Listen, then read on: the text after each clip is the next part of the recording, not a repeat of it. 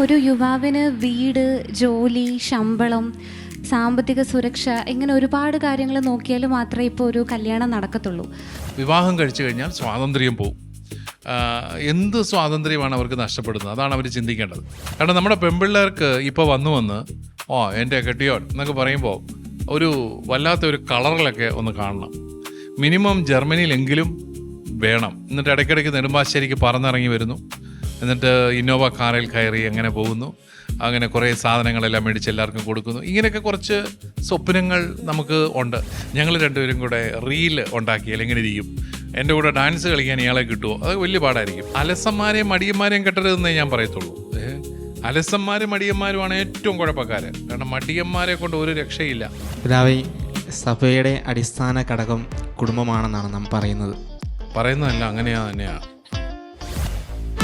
അവിവാഹിതരുടെ വിവാഹകാര്യം. ഈ വിഷയത്തിൽ യുവജനങ്ങളുടെ സംശയങ്ങൾക്ക് സംശയ നിവാരണം നടത്തുവാൻ നമ്മോടൊപ്പമായിരിക്കുന്നത് ചങ്ങനാശ്ശേരി അതിരൂപത മെത്രാപ്പോലീത്ത അഭിമന്യ മാർ തോമസ് തറയിൽ പിതാവാണ്. പിതാവിനെ ഏറെ സ്നേഹത്തോടെ നെല്ലും പതിരിന്റെ പുതിയ എപ്പിസോഡിലേക്ക് സ്വാഗതം ചെയ്യുന്നു.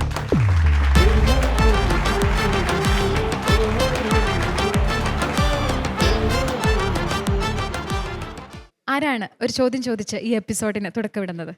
പറഞ്ഞോളൂ ജിത്യ. ഇന്ന് നമ്മുടെ സഭയിലൊക്കെ യുവതികളെക്കാൾ ഉപരി യുവാക്കളാണ് കൂടുതലും വിവാഹം കഴിക്കാതെ നിൽക്കുന്നത്.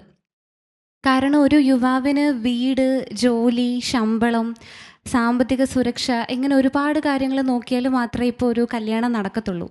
അപ്പോൾ ശരിക്കും ഇപ്പം വിവാഹം എന്നത് ഒരു കൂതാശയേക്കാൾ ഉപരി ഒരു ക്വാളിഫിക്കേഷൻ ടെസ്റ്റായിട്ട് മാറുമല്ലേ?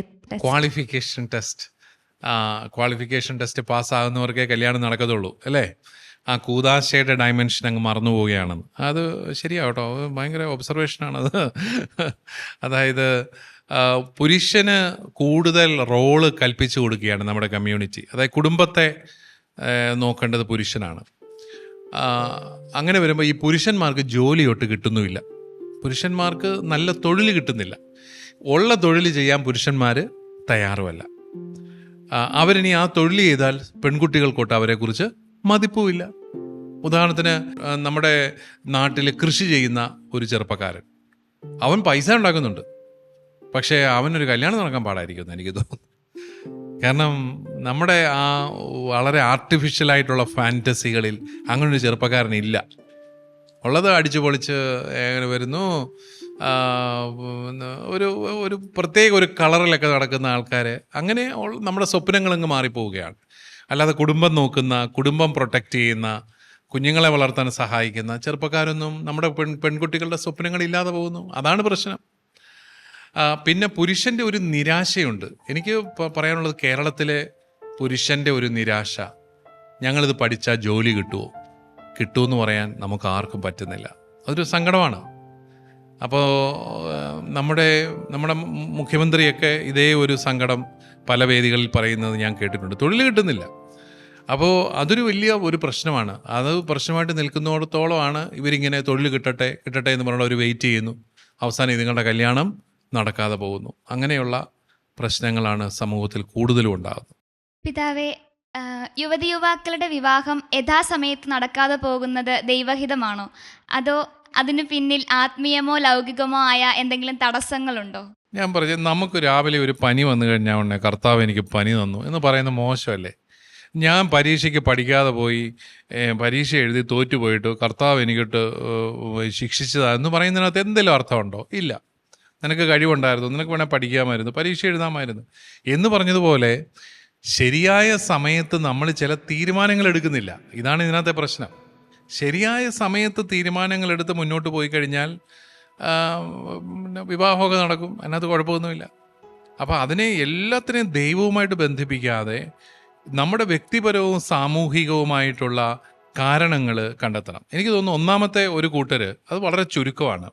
ഇതിൻ്റെ ഒരു കാലത്തിൻ്റെ ഒരു മാറ്റത്തിനനുസരിച്ച് നമ്മൾ മാറി ചിന്തിക്കണം. ഒരു ഫാഷൻ ഓഫ് ദ ടൈം എന്താണ്? ഞാൻ സിംഗിൾ, എനിക്ക് സിംഗിൾ ലൈഫാണ് ഇഷ്ടം.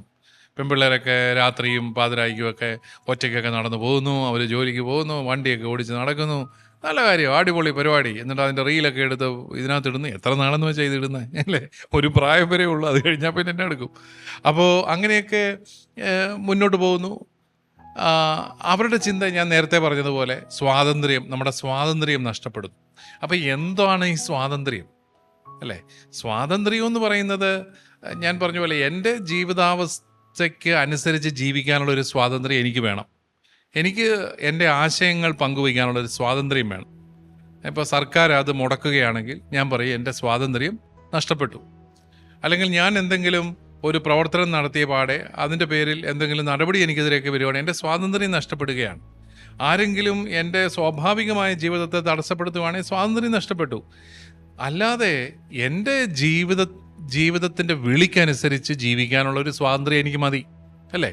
കല്യാണം കഴിച്ച ഒരു സ്ത്രീക്ക് ലോകത്തുള്ള സർവ്വമാന പുരുഷന്മാരോടും, വിവാഹിതനായ ഒരു പുരുഷന് ലോകത്തുള്ള സർവ്വമാന സ്ത്രീകളോടും വല്ലാതെ ഇടപഴകി ജീവിക്കാനുള്ള സ്വാതന്ത്ര്യമൊന്നും വേണ്ട.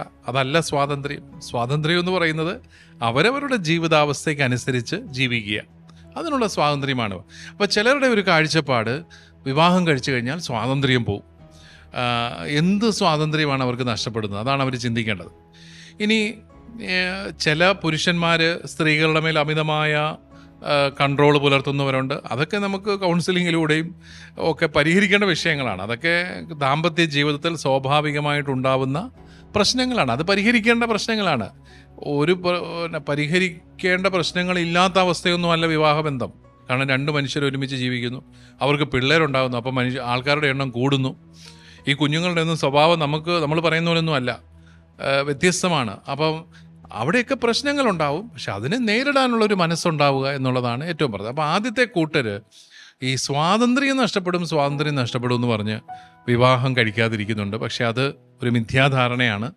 സ്വാതന്ത്ര്യം നഷ്ടപ്പെടുക എന്നുള്ളതിനേക്കാളും വിവാഹ ജീവിതം അവരുടെ ജീവിതത്തിൽ കൂടുതൽ പ്രത്യാശയിലേക്കും സമൂഹത്തിൻ്റെ നന്മയിലേക്കും ഒക്കെ നയിക്കുന്ന ഒരു ഇൻസ്റ്റിറ്റ്യൂഷനായിട്ട് തന്നെ മാറുകയാണ്. രണ്ടാമതായിട്ട് പെൺകുട്ടികളുടെ മനസ്സിൽ വന്നിട്ടുള്ള അവരുടെ ചിന്തയിൽ വന്നിട്ടുള്ള ചെറിയ വ്യത്യാസം. ചെറിയൊരു ഉദാഹരണം, നമ്മുടെ നാട്ടിൽ ഒരു കച്ചവടം നടത്തി നല്ല കാശുണ്ടാക്കുന്ന ഒരു പയ്യനുണ്ട്. പക്ഷെ അവൻ്റെ കടയൊന്നും കാണാൻ വലിയ ഭംഗിയൊന്നുമില്ല. പക്ഷെ അവന് നല്ല പൈസയുണ്ട്. അവന് കല്യാണം കഴിക്കാൻ വലിയ പാടാണ്. കാരണം നമ്മുടെ പെൺപിള്ളേർക്ക് ഇപ്പോൾ വന്ന് എൻ്റെ കെട്ടിയോൻ എന്നൊക്കെ പറയുമ്പോൾ ഒരു വല്ലാത്ത ഒരു കളറിലൊക്കെ ഒന്ന് കാണണം.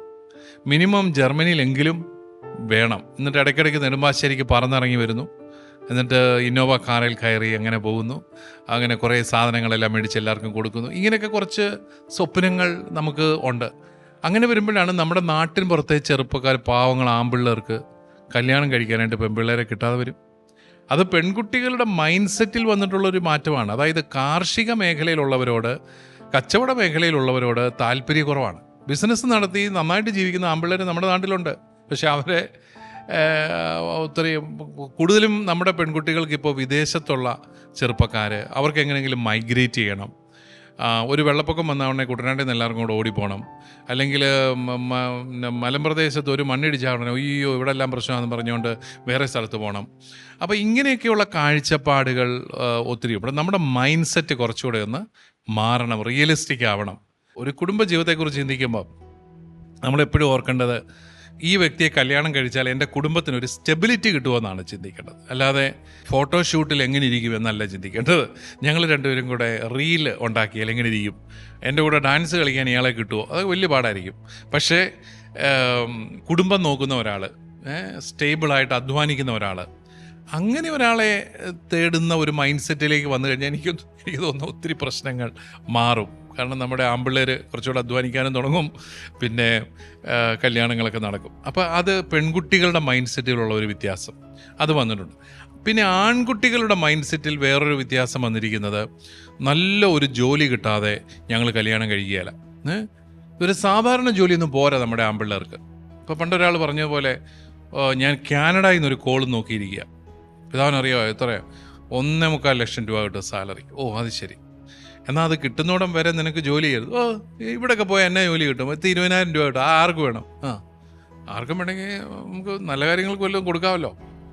പക്ഷെ അങ്ങനൊരു മൈൻഡ് സെറ്റാണ്. കിട്ടുവാണെങ്കിൽ 1.25 ലക്ഷം വേണം, അല്ലെങ്കിൽ അവൻ ഒരു പണിക്കും പോകത്തില്ല. അതും ഒന്ന് മാറിയിട്ട് ചെറിയ ചെറിയ ജോലികളൊക്കെ ചെയ്ത് പണം ഉണ്ടാക്കി സർവൈവ് ചെയ്യാൻ പഠിക്കുന്ന യുവജനങ്ങൾ, ആൺകുട്ടികളും കൂടെ വന്നു കഴിഞ്ഞാൽ കുറച്ചുകൂടെ വ്യത്യാസം ഉണ്ടാകും. പിന്നെ അതിൻ്റെ ഇടയ്ക്ക് തന്നെ അവർക്ക് വിവാഹം കഴിക്കാൻ പറ്റും. രണ്ടു പേർക്കും കൂടെ ഒരു ഫാമിലി നല്ല രീതിയിൽ രൂപീകരിക്കാൻ പറ്റും. ജോലി ഇല്ലാത്തത് കൊണ്ട്, പണമില്ലാത്തത് കൊണ്ട് കല്യാണം കഴിക്കാതെ പോകുന്നവർ ഒത്തിരി പേരുണ്ട്. ശരിയായ രീതിയിൽ സെറ്റിലാകാത്തത് കൊണ്ട് കല്യാണം കഴിക്കാതെ പോകുന്നവരും ഒക്കെ ഉണ്ട്. പക്ഷെ അവിടെയൊക്കെ ഒരു മൈൻഡ് സെറ്റിൻ്റെ വ്യത്യാസം വരികയാണെങ്കിൽ ഒത്തിരി മാറ്റം വരുമെന്നാണ് എൻ്റെ ഒരു ചിന്ത.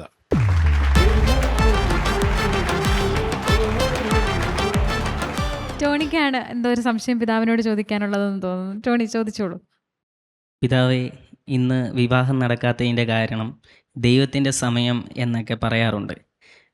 അപ്പം ഇങ്ങനെ ദൈവത്തിനെ മാത്രം കുറ്റപ്പെടുത്തിക്കൊണ്ട് പറയുമ്പോഴത്തേക്കും നമ്മുടെ തെറ്റായ തീരുമാനങ്ങളെയും അമിത പ്രതീക്ഷകളെയും വീണ്ടും വീണ്ടും നമ്മൾ സപ്പോർട്ട് ചെയ്യുന്നതിന് തുല്യമല്ലേ? ദൈവം നിശ്ചയിച്ച സമയമായിട്ടില്ല എന്നൊക്കെ പറയുന്നത് മനുഷ്യനെ ഒന്ന് ആശ്വസിപ്പിക്കാനും അവനെ ഒന്ന് പ്രത്യാശ അവനിൽ നിറയ്ക്കാനും ഒക്കെ നമ്മൾ പറഞ്ഞു കൊടുക്കുന്നത് മാത്രമേ ഉള്ളൂ. പക്ഷേ നമ്മൾ ചെയ്യേണ്ട ജോലി നമ്മൾ ചെയ്യണം. നമ്മൾ എടുക്കേണ്ട തീരുമാനം നമ്മൾ എടുക്കണം. ഒരു സമയത്ത് ആ തീരുമാനമെടുക്കാതെ എല്ലാം ദൈവത്തിൻ്റെ ചുമലിലേക്ക് തള്ളിവിടുന്നത് ശരിയായ കാഴ്ചപ്പാടല്ലെന്ന് തന്നെയാണ് എൻ്റെ അഭിപ്രായം. ദൈവം നമുക്ക് തീരുമാനമെടുക്കാൻ കഴിവ് തന്നു, സ്വാതന്ത്ര്യം തന്നു, അതുപോലെ തിരഞ്ഞെടുപ്പിനുള്ള കഴിവ് തന്നു. അത് നമ്മളൊരു സമയത്ത് ഉപയോഗിക്കണം. ഞാൻ പറഞ്ഞില്ലേ, നമ്മുടെ പെൺകുട്ടികളൊക്കെ ഒരു 25 വയസ്സോടുകൂടിയെങ്കിലും വിവാഹിതരാകുന്നതാണ് അവർക്ക് നല്ലത്, അവരുടെ കുടുംബത്തിന് നല്ലത്. കുഞ്ഞുങ്ങളെ ജനിപ്പിക്കാൻ ഒക്കെയുള്ള ഒരു പ്രായം ഒക്കെ വരുന്നതാണ് നല്ലത്. ആൺകുട്ടികളൊക്കെ ഒരു 30 വയസ്സിന് മുമ്പെങ്കിലും ഒരു 29 വെച്ച് കല്യാണമൊക്കെ കഴിക്കുന്നതാണ് നല്ലത്. അത് കഴിഞ്ഞ് പിന്നെ നീണ്ട് അങ്ങ് പോയി അവസാനം ഞാൻ കഴിഞ്ഞ ഒരു എപ്പിസോഡിലോ മറ്റോ പറഞ്ഞെന്ന് തോന്നുന്നു, ഇതിനെല്ലാം ഒരു താല്പര്യവും ഒരു സമയവും ഒക്കെ വേണം. ഇതിനോടുള്ള താല്പര്യവും ഇഷ്ടവും എല്ലാം പോയി കഴിഞ്ഞിട്ടല്ല കല്യാണം കഴിക്കേണ്ടത്. കല്യാണം കഴിക്കാൻ ഒരു താല്പര്യം ഉള്ള സമയത്ത് വേണം കല്യാണം കഴിക്കാൻ. അത് കഴിഞ്ഞ് നമ്മളിങ്ങനെ ഒരു വലിയ സന്യാസിയുടെ ഭാവത്തിലേക്ക് ഉയർന്നിട്ടല്ല കല്യാണം കഴിക്കാൻ പോകേണ്ടത്. അപ്പോൾ അതുകൊണ്ട് നമ്മൾ എടുക്കേണ്ട തീരുമാനങ്ങൾ നമ്മൾ എടുക്കാതെ മാറ്റിവെച്ച് കഴിഞ്ഞിട്ട് പിന്നെ നമ്മൾ ദൈവത്തെ കുറ്റം പറയുന്നതിൽ അർത്ഥമില്ല. അതുകൊണ്ട് മാതാപിതാക്കളാണെങ്കിലും പലപ്പോഴും പിള്ളേർ സെറ്റിലായിട്ട് കല്യാണം മതി എന്നും പറഞ്ഞുകൊണ്ടിരിക്കും.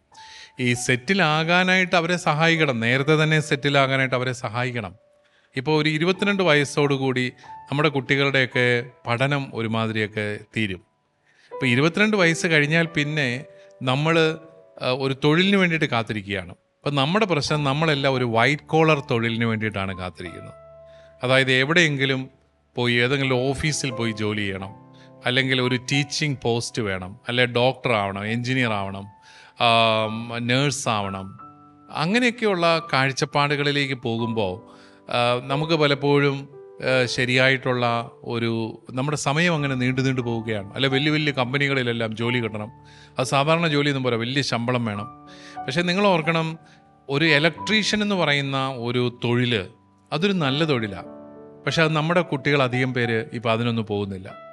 ഇപ്പോൾ നിങ്ങൾ കണ്ടില്ലേ, നമ്മുടെ ബംഗാളിൽ നിന്ന് വന്ന സഹോദരങ്ങൾ വോട്ട് ചെയ്യാനായിട്ട് ബംഗാളിലേക്ക് തിരിച്ചു പോയപ്പം കേരളത്തിലെ നിർമ്മാണ മേഖല സ്തംഭിച്ചു പോയി. അപ്പോൾ ഇവർ വന്നില്ലെങ്കിൽ എന്നെ എടുക്കുന്ന ആളെ. ഇവിടെ ഇഷ്ടംപോലെ തൊഴിലുണ്ട്, പക്ഷേ അത് ഏറ്റെടുക്കാൻ ഇപ്പോൾ നമ്മുടെ ചെറുപ്പക്കാർ തന്നെ ഒരു കമ്പനി രൂപീകരിച്ച് അവർക്ക് വേണമെങ്കിൽ ഈ നിർമ്മാണ രംഗത്തേക്ക് കടക്കാം. കായികമായ അധ്വാനമാകാം, അതുപോലെ ഇലക്ട്രീഷ്യനായി, പ്ലംബറായി, പെയിൻറ്റിങ്ങായി, ഇതൊക്കെ നമ്മുടെ ചെറുപ്പക്കാർക്ക് ചെയ്യാവുന്നതാണ്. വിദേശ രാജ്യത്ത് നമ്മുടെ കുട്ടികൾ അങ്ങനെ ഉള്ള ട്രേഡുകൾക്ക് പോകുന്നുണ്ട്, അവർക്ക് ഒരു നാണക്കേടുമില്ല. മരം വെട്ടാനായിട്ട് പോകുന്ന ആൺകുട്ടികളെ ഞാൻ അവിടെ കണ്ടിട്ടുണ്ട്. നല്ല കാശാണ്, സാധാരണ ജോലിയല്ലത്, അത് ഇച്ചിരി അപകടകരമായ ജോലി ആയതുകൊണ്ട് അവർക്ക് കൂടുതൽ പണമാണ് കിട്ടുന്നത്. നല്ല ഹാപ്പിയായിട്ട് പിള്ളേർ ജീവിക്കുന്നു. അപ്പോൾ ഞാൻ പറഞ്ഞില്ലേ, കുടുംബത്തിൻ്റെ സ്ഥിരത നോക്കി അധ്വാനിക്കാനും പണം ഉണ്ടാക്കാനും സാധിക്കുന്ന ഒരു ചെറുപ്പക്കാരനെ കണ്ടെത്തിയാൽ അവനെ കല്യാണം കഴിക്കുന്നതിനകത്ത് തെറ്റില്ല. അലസന്മാരെയും മടിയന്മാരെയും കെട്ടരുതെന്നേ ഞാൻ പറയത്തുള്ളൂ. അലസന്മാരും മടിയന്മാരുമാണ് ഏറ്റവും കുഴപ്പക്കാർ. കാരണം മടിയന്മാരെ കൊണ്ട് ഒരു രക്ഷയില്ല. അവന്മാർ എന്ത് ചെയ്താലും ജോലിക്ക് പോകത്തില്ല. ഭാര്യ ജോലിക്ക് പോകുന്നത് കണ്ട് കട്ടിലേ കിടക്കുന്നു, ഭാര്യ ജോലി കഴിഞ്ഞ് തിരിച്ചു വരുമ്പം സോഫായെ കിടക്കുന്നു, ഭാര്യ അത്താഴം ഉണ്ടാക്കി വിളിക്കുമ്പം നിലത്ത് കിടക്കുന്നു. ഇവനെ ഒന്ന് എഴുന്നേപ്പിച്ചിരുത്താവോ അച്ഛ, ഇതാണ് അവളുടെ ചോദ്യം. എന്നാ പറ്റി? അവനിങ്ങനെ വലിയതാണ്ട് ജോലി കിട്ടുമെന്ന് പറഞ്ഞുകൊണ്ട് വീട്ടിൽ ചുമ്മാ ഇരിപ്പാ. ഇത് മടിയനാ, അലസതയാ.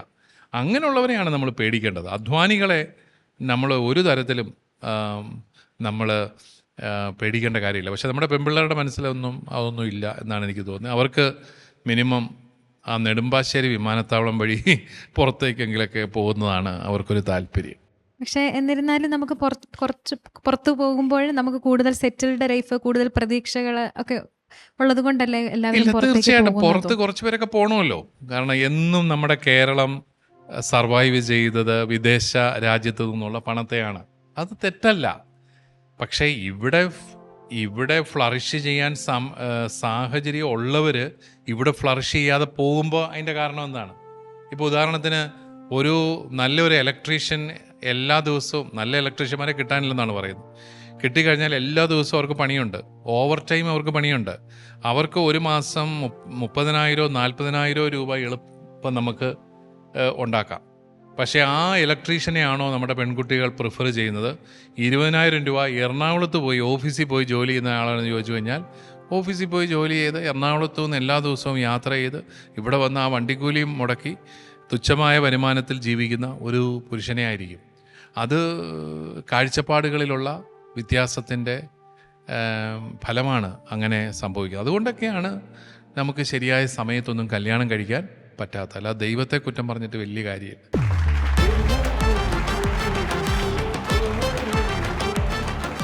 പിതാവേ, ഇന്ന് നമ്മൾ കണ്ടുവരുന്നൊരു സംഭവമാണ്. അതായത് ഭയങ്കരമായിട്ട് ഡിമാൻഡ്സ് വെക്കുക, അല്ലെങ്കിൽ നമ്മൾ വിവാഹം ഇപ്പോൾ മാട്രിമോണിയിലാണെങ്കിൽ പോലും യുവജനങ്ങളെക്കാൾ കൂടുതൽ അവരുടെ പേരൻസിനായിരിക്കും ഡിമാൻഡ്സ് വെക്കുന്നത്.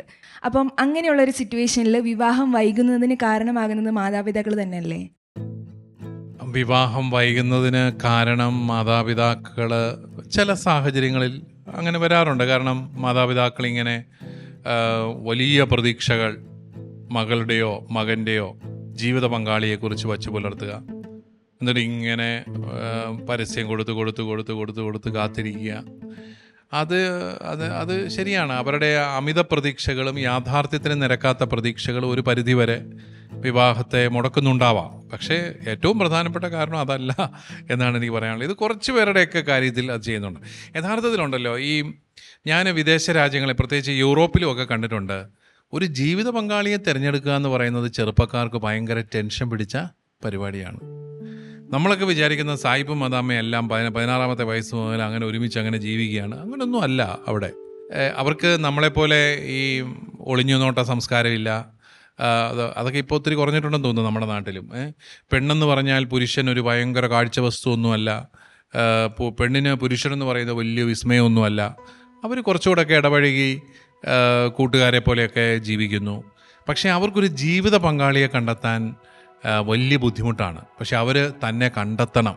അതാണ് അവിടുത്തെ. അതുകൊണ്ടാണ് അവിടെ പലരും ഒരു റിലേഷൻഷിപ്പിൽ ഏർപ്പെടുന്നു, അത് ശരിയാകുന്നില്ല, വീണ്ടും ഒരു റിലേഷൻഷിപ്പിൽ പോകുന്നു, ശരിയാകുന്നില്ല. അതുകൂടെ ആകുമ്പോൾ ഇവരങ്ങ് മടുക്കും. ഇവർ പിന്നെ ഒരു റിലേഷൻഷിപ്പിലേക്ക് പോകുന്നേയില്ല. അങ്ങനെ അവിടെ സിംഗിളായിട്ട് നിൽക്കുന്ന ഒത്തിരി പേര് അവിടെയുണ്ട്. നമുക്ക് ശരിക്കും പറഞ്ഞാൽ കുറച്ചുകൂടെ എളുപ്പമാണ്. നമ്മുടെ മാതാപിതാക്കൾ തന്നെ നമുക്കൊരാളെ കണ്ടെത്തി തരികയാണ്. കണ്ടെത്തി തരുമ്പോൾ അതിൻ്റെ കുറവുകളുമുണ്ട്, നന്മകളുമുണ്ട്. അതിൻ്റെ ഏറ്റവും വലിയ നന്മയെന്ന് പറഞ്ഞു കഴിഞ്ഞാൽ ഈ ഒരു ടെൻഷൻ ഈ കുട്ടിക്കില്ല. മകൾക്കോ മകനോ ഈ ഒരു ടെൻഷനില്ല. പങ്കാളിയെ തേടേണ്ട ഒരു ടെൻഷൻ, പങ്കാളിയെ ഇമ്പ്രസ് ചെയ്യിക്കണം. ചുമ്മാതെ ഒന്നും ഒരു റിലേഷൻഷിപ്പ് ഉണ്ടാകത്തില്ല. ഒരു പങ്കാളിയെ ഇമ്പ്രസ് ചെയ്യിക്കണം, പിന്നെ ശരിക്കുമുള്ള ഒരു റിലേഷൻഷിപ്പിലേക്ക് അത് കൊണ്ടുവരണം. ഭയങ്കരമായ ഒരു ടെൻഷൻ പിടിച്ച പരിപാടിയാണ്. ഇതൊന്നുമില്ലാതെ മാതാപിതാക്കൾ തമ്മിൽ ആലോചിച്ച്, അപ്പോൾ അവരുടെ ഒരു പ്രതീക്ഷകളൊക്കെ ഏതാണ്ട് ഒക്കുന്ന ബന്ധമായിരിക്കുമല്ലോ അവർ കൊണ്ടുവരുന്നത്. അപ്പോൾ ഒത്തിരി സുരക്ഷിതത്വത്തിൻ്റെ കാര്യത്തിൽ ഒത്തിരി സാധ്യത കൂടുതലാണ് അറേഞ്ച്ഡ് മാരേജുകൾക്ക് എന്നാണ് എനിക്ക് ഇത് രണ്ടും കമ്പയർ ചെയ്തിട്ട് എനിക്ക് തോന്നിയത്. കാരണം ഇപ്പോഴും നിലനിൽക്കുന്ന വിവാഹങ്ങൾ അറേഞ്ച്ഡ് മാരേജസ് തന്നെയാണ്, നിലനിൽപ്പുള്ള വിവാഹങ്ങൾ. നമ്മൾ വിദേശ രാജ്യങ്ങളിൽ ഡൈവോഴ്സിൻ്റെ റേറ്റ് വളരെ വളരെ ഉയർന്നതാണ്. 12 വർഷമൊക്കെ അവരൊരു സൗഹൃദം എന്ന് പറയും, അതായിട്ട് ജീവിക്കും. ഗേൾ ഫ്രണ്ട് ബോയ് ഫ്രണ്ടായിട്ട് 12 വർഷം ജീവിച്ചിട്ട് കല്യാണം കഴിക്കും. 6 മാസം കഴിയുമ്പം വിവാഹമോചനം തേടും. അതൊക്കെ അവിടെ കാണുന്ന ഒരു കാര്യമാണ്. അപ്പോൾ നമ്മുടെ ഈ അറേഞ്ച്ഡ് മാരേജ് സിസ്റ്റത്തിനും ഒക്കെ അതിൻ്റെതായ നന്മകളുണ്ട്. അതിനെ അങ്ങ് തീരെ അങ്ങ് അതത്ര റൊമാൻറ്റിക് ഒന്നും അല്ലെന്നേ ഉള്ളൂ. പക്ഷേ അതിൻ്റെതായ നന്മകളുണ്ട്. സുരക്ഷിതത്വത്തിൻ്റെ കാര്യത്തിലൊക്കെ ഒത്തിരി പക്ഷേ അപ്പോഴും മോള് പറഞ്ഞ ആ ഒരു പ്രശ്നമുണ്ട്. പേരൻസ് റിയലിസ്റ്റിക് ആയിരിക്കണം. പേരൻസ് അൺറിയലിസ്റ്റിക് ഡിമാൻഡുമായിട്ട് മുന്നോട്ട് പോകരുത്. അതാണ് ചെയ്യേണ്ടത്. ചിലപ്പോൾ നമ്മുടെ കുട്ടികളുടെ അൺറിയലിസ്റ്റിക് ഡിമാൻഡും അതെ കുട്ടികളുടെ പ്രതീക്ഷകളും പലപ്പോഴും ഇത് നീണ്ടുപോകാനായിട്ടൊക്കെ കാരണമാകാം എന്നുള്ളതാണ്. പിതാവേ, സഭയുടെ അടിസ്ഥാന ഘടകം കുടുംബമാണെന്നാണ് നാം പറയുന്നത്. പറയുന്നതല്ല, തന്നെയാണ് ജോയലെ.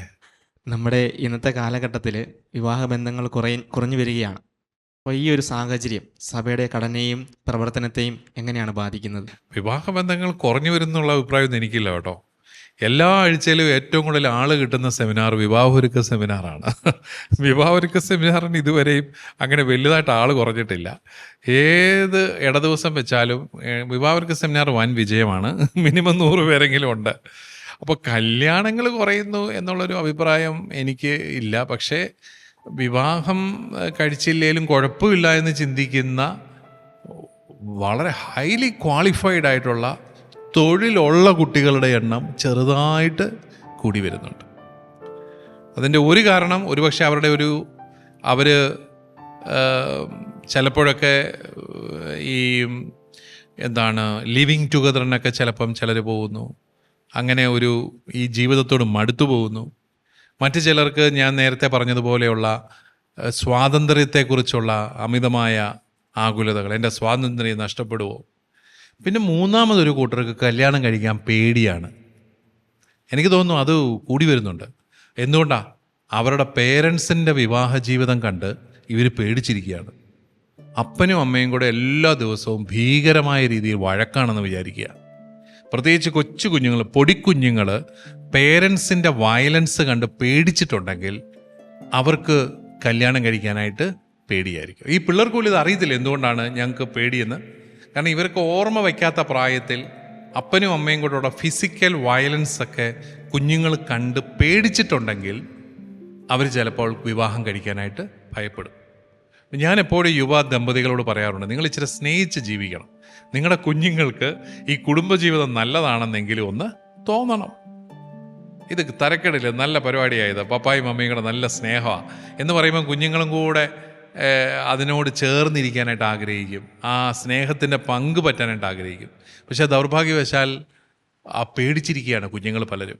നമ്മുടെയൊക്കെ കുടുംബങ്ങളിലെ വഴക്കുകൾ, ഈ നെഗറ്റിവിറ്റി, കുറ്റം പറച്ചിൽ, പരാതി പറച്ചിൽ, പഴയ കാര്യം പറച്ചിൽ, മിണ്ടാതിരിക്കൽ, വീട്ടിലെ ഹർത്താല്, ബന്ദ്, ഇതൊക്കെ കുട്ടികൾക്ക് കുടുംബജീവിതത്തോട്, പ്രത്യേകിച്ച് ദാമ്പത്യ ബന്ധത്തോടുള്ള താല്പര്യം കുറയ്ക്കുന്നുണ്ട്.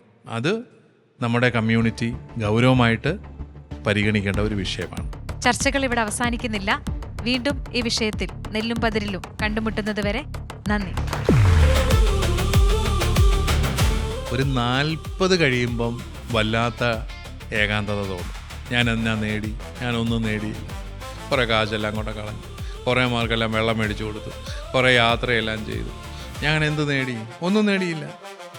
അതേസമയം ഇച്ചിരി കഷ്ടപ്പെട്ട് കുടുംബജീവിതം നയിക്കുന്ന ആൾക്കാർക്ക് മക്കൾ വളർന്നു വരുമ്പം വലിയൊരു പ്രതീക്ഷയാണ്. ഏകസ്ഥ ജീവിതം എന്ന് പറയുന്നത് നിങ്ങൾ വിചാരിക്കുന്ന പോലെ കല്യാണം കഴിക്കാൻ നിൽക്കുന്ന അവസ്ഥയല്ല കേട്ടോ. നമ്മുടെ നാട്ടിൽ വിവാഹം കഴിക്കാതെ ചെറുപ്പക്കാർ നിൽക്കുന്നതിന് വേറെ ഒത്തിരി കാരണങ്ങളുണ്ട്. ദൈവത്തിൻ്റെ വിളി അതെന്താണോ അത് വിവാഹ ജീവിതത്തിലേക്കാണെങ്കിൽ കല്യാണം കഴിക്കണം, സമർപ്പിത ജീവിതത്തിലേക്കാണെങ്കിൽ സമർപ്പിത ജീവിതം നയിക്കണം, ഏകസ്ഥ ജീവിതം നയിക്കണം. ഇത് നമ്മുടെ സ്റ്റോറി എന്ന് പറയുന്നത് it is not my story, it is his story.